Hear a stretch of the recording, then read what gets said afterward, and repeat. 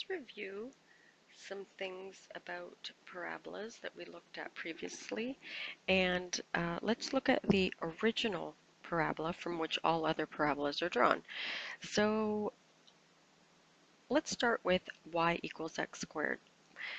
Let's begin by filling in our table of values and seeing what this parabola looks like. So we're going to take all of our x values. We'll start with -3 and we're going to square that. And recall that you have to put that in brackets to get the right answer in your calculator. So -3 squared is 9. Let's do that with -2 squared. We get 4. -1 squared, we get 1. 0 squared is 0. 1 squared is 1. 2 squared is 4, and 3 squared is 9. So there we've got all of our y values, and we'll plot that in a moment. But let's first look at the first differences, and we did this previously last day. So recall that we do 9 minus 4, we get 5. Then we're going to do 4 minus 1. Then we're going to do 1 minus 0. Then we're going to do 0 minus 1. Then we're going to do 1 minus 4. And 4 minus 9 to get the following answers. Okay, well notice that the first differences are not the same, and we expect that because this is not linear anymore. We're dealing with equations which are squared. We do, however, expect to get the second difference is the same, and so let's just notice that 5 minus 3 will give us 2, 3 minus 1, 1 minus -1 gives us 2, -1 minus a -3, which is actually +3, and again -3 minus -5, which is actually a +5. So that's how we end up getting a +2 answer for all of the second differences. And that we expect to get that because we have a degree 2 equation. And so let's point out that the positive second differences and a positive leading x squared means that the parabola opens upward. So we have a smile shape. So remember that we said we have a positive x squared here, and we also have a positive 2. If this was a -2, it would be a frown and it would open down, but this one opens upwards. So let's go ahead and plot those points on our graph. So we're going to start with -3 and 9, and that's there. -2 and 4, -1 and 1, we have 0 and 0, we have 1 and 1, then we have 2 and 4, and we have 3 and 9, and we'll draw a nice smooth curve through our points. Remember that there are no sharp edges on our parabola.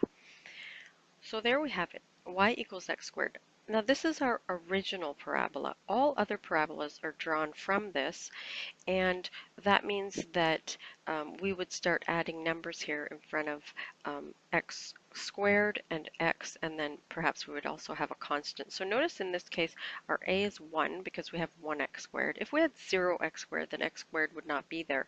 So we do have a 1x squared, we have no x's, so b is 0, and we have no constant, so c is 0. And that's how we know that it's the parent function. And that means our original parabola. All other parabolas will be drawn from this, and that would be done by changing the numbers for a, b, and c. And all that would mean is that this parabola would move around on our coordinate grid system here. It would be somewhere else. It might move to the right, it might be up here, it might be down here, it might be flipped downward, but its position on this coordinate grid system would be somewhere else. And we'll look at that in a little while. But for now, let's just concentrate on our original parabola that sits at 0, 0. So here's our axis of symmetry that just came up, and recall that we write the equation for that as an x equals something. And the something is, where does that line of symmetry cross the x-axis? It crosses at 0, so we call it x equals 0. Also, recall that the lowest point or the highest point is called the vertex, and that's at 0, 0. And also recall that the x component of our vertex is also the axis of symmetry. And also notice that if we wanted to calculate the y, value of our vertex, we would just plug in the x into our equation. So notice if we plugged in 0 here, we would get y equals 0 as well. So we have 0, 0 for our vertex. And remember that our zeros, which are called our y-intercepts, or sorry, which are called our x-intercepts, we only have one in this case. Sometimes we have two, sometimes we have one, sometimes we have none. But look for our zeros and remember that they're written as a coordinate point. So in this case, our only 0 or x-intercept is the same as our vertex, and that's okay for now. Another characteristic that I want to tell you about is that the c in the equation, so notice we have our a is 1, our b is 0, and our c is 0. Our c from the equation is also the y-intercept. So that's another clue from the equation in terms of how to draw this. So notice that our y-intercept, and that means where does our graph cross the y-axis? It crosses at 0, okay? So that's also the y-intercept. Now, I want to give you a little bit of a clue about sketching a parabola without using this big long table. So we want to make our work short so we don't have to do all of this work every time we want to draw a parabola. So this little table is a trick to drawing parabolas using a shortcut. Now notice that I have these numbers here, 1, 3, 5, 7. So if you can count by odd numbers, you can draw any parabola without using a table. And where do these numbers come from? They are the steps up in terms of drawing when we plotted our coordinate points. Notice that the numbers come from our first differences, 1, 3, 5.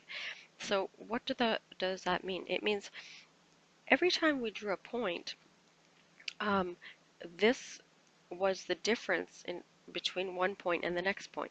So the first point was 1 higher than the last point, and then the next point was 3 higher than the last, and the next point was 5 higher than the last, and so on. So if we can keep all of our x-coordinates in terms of our direction will be 1, and that means, I'll show you how that works here. Notice that every point is just 1 over from the next one. So this point is just 1 unit in terms of x to the right, and then this point here is again just 1 unit to the right, and then this point is just 1 unit to the right. So each point is just 1 unit over, so that's fine. So notice that the first part of our grid here, our table here, tells us that we always go to the right by 1 square, but our heights are different. So notice this height was 1 high, that's the first number from our table, and notice the next point from there is 1, 2, 3 units higher than the last. So here we have our 3, and the next point is 1, 2, 3, 4, 5 units higher than the last. And if I was going to draw another point, it would be 7 points higher, 7 squares higher than the last point. So how do we use this table? So if you can memorize 1, 3, 5, 7, 9, and so on, 11, and keep counting by odds, you would be able to draw any parabola. So let's start with the origin. We always start with a vertex, and let's use the table. We're always going to go over 1, and we're going to draw, or we're going to imagine drawing stairs, but we're not going to draw the stairs. We're just going to draw the points where we land. So the first point is gotten to by these directions. We want to go over 1 and up 1. So over 1, up 1. I would put a dot there, and then I want to go over 1 and up 3. So over 1 and then up 3. 1, 2, 3. I would put another dot there, and then I want to go over 1 and up 5, over 1 and up 1, 2, 3, 4, 5, and so on and so on. If I had a bigger grid, then I would continue, but we can stop there. And so that gives me 1, 2, 3, my 4 points here, and then all I need to do is do the same thing on the left to get my mirror image. I would go left 1, up 1, left 1, up 3, left 1, up 5, and I could continue and go left 1, up 7, left 1, up 9, and so on. And that's the easy shortcut way of drawing a parabola at the origin without doing this table.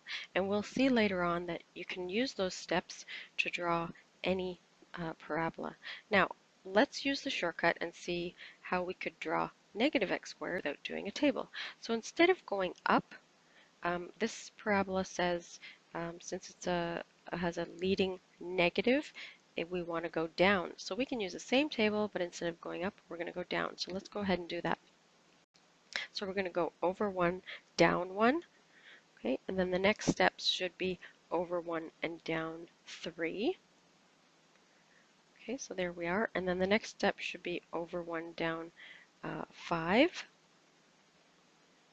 There we are. So let's draw the left-hand side. So we're going to go over 1 to the left and down 1, over 1 down 3, and over 1 down 5. Okay, so we'll draw a nice smooth curve through that, and hopefully now you're able to use a shortcut, and hopefully that made sense in terms of using the step method to draw parabolas.